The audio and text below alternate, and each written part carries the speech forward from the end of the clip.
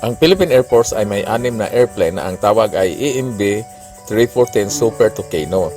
Isa itong turboprop na eroplano, pang light attack aircraft ito.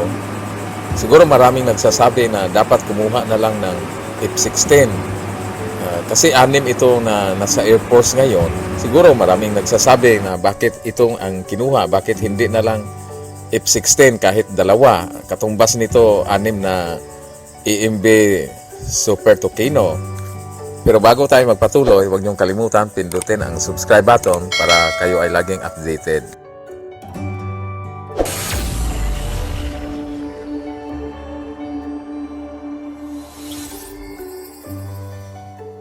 Ang Embraer EMB 3410 Super Tucano ay minsan tinatawag nito na ALX or A29 ay isang Brazilian turboprop light propelled attack aircraft. Ang Embraer EMB 3410 Super Tucano ay minsan tinatawag na ALX A29 ay isang Brazilian turboprop na eroplano. Ibig sabihin propeller ito, hindi ito jet. Isa itong light attack aircraft na ginawa o dinidisenyo ng kumpanya ng Brazil na ang tawag na Embraer.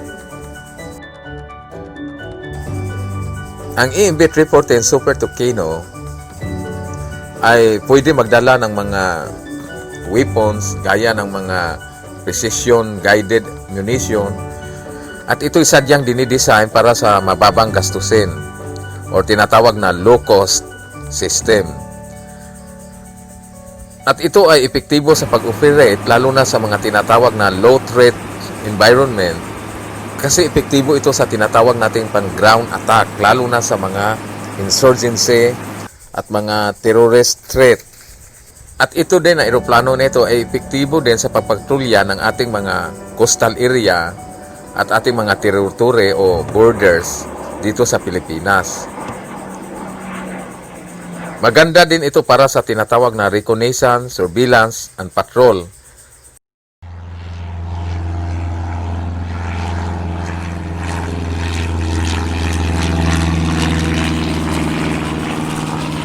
Kaya ito ang pinipili ng ating Philippine Air Force dahil maganda ito gamitin as a light attack aircraft.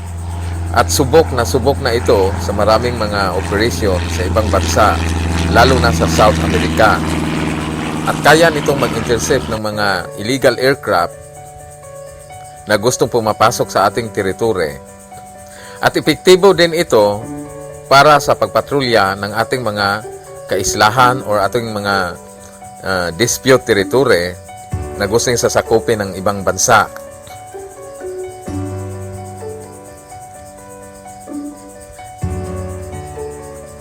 Tinatawag din siyang helicopter killer dahil kaya niyang puksahin ang mga helicopter na nanggaling sa mga kalaban.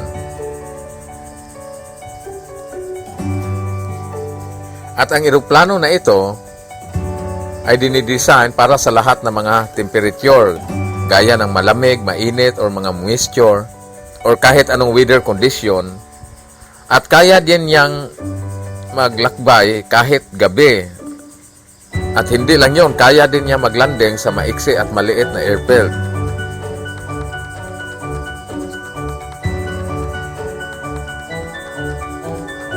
Noong October 13, 2010, ang EMB 3410 Super Tucano ay pumasa sa 40,000 hours of flight na nagmula noong 2005 at ginawa ito na test sa Aeronautical System Division. So talagang tested at matibay na ito. Bukod sa Pilipinas, marami pang mga bansa na gumagamit ng ganitong eroplano na Super Tucano. Isa ang Afghanistan. Ang US mismo ang pumili ng ganitong eroplano para sa kanilang campaign laban sa mga Taliban. At umorder sila ng 20 na EMB 14 Super Tucano. At epektibo ito nung ginagamit nila. At nung 2001, ang mismong bansa ng Brazil, kung saan mismo doon din ang galing ang kumpanya na gumawa nito, ang Embraer, ay bumili din ng 99 na eroplano So marami ang kanilang binili. Ang bansa naman ng Chile ay bumili din noong August 2008, umorder din sila ng 12 na Super Tucano worth of 120 million US dollar. Ang Colombia naman ay umorder din ng 25 na Super Tucano para gamitin nila laban sa mga rebelde na FARC. Ang Dominican Republic din ay umorder noong 2001, 10 ang kanilang in-order na Super Tucano. Pati ang bansang Ecuador ay bumili din sila ng Super Tucano. Ang in-order nila ay 18 noong 2018 ito. At ang bansang Honduras ay marami ding in-order. Dito naman sa Asia, ang bansang Indonesia ay umorder din ng 16, mas marami sa kanila, 16 na Super Tucano noong 2010 lang. At ang bansang Lebanon ay umorder din ng 6 na Super Tucano. Ang Nigeria, bansa sa Africa, ay umorder din ng 12 na Super Tucano.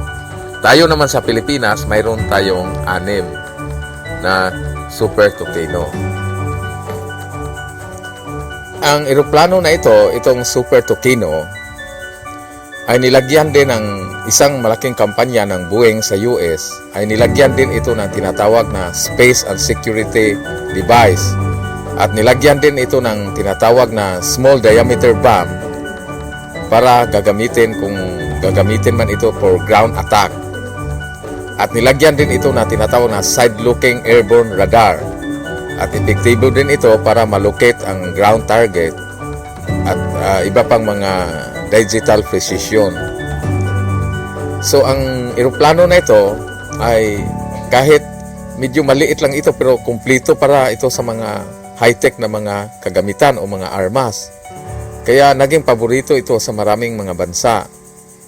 So kung tutusin, minsan ina-underestimate natin ito dahil nga isa lang itong turboprop, pero hindi alam ng karamihan na ang eroplano pa lang nito.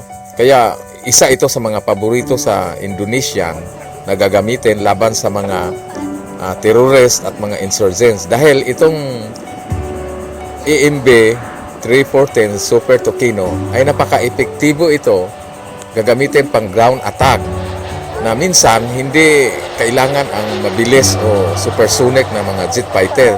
Kaya hindi epektibo ang mga matutulin pala ng mga eroplano na fighter jet sa mga ganong sitwasyon.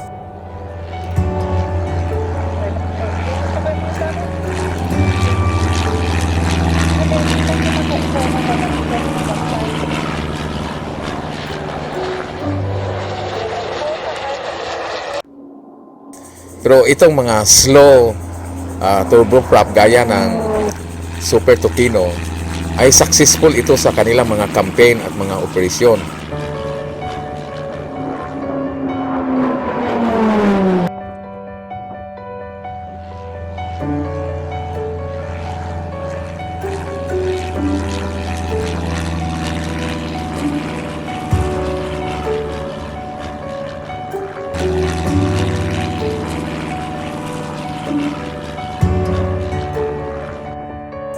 Ito din ang ginagamit sa Colombia nung tinalo nila ang mga rebuilding FARC.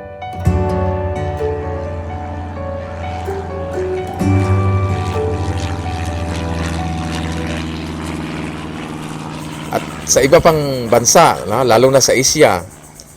So, kaya ang Air Force ay ginamit ito at pinili nila dahil maganda ito at tested na at epektibo. Hanggang sa susunod, maraming salamat.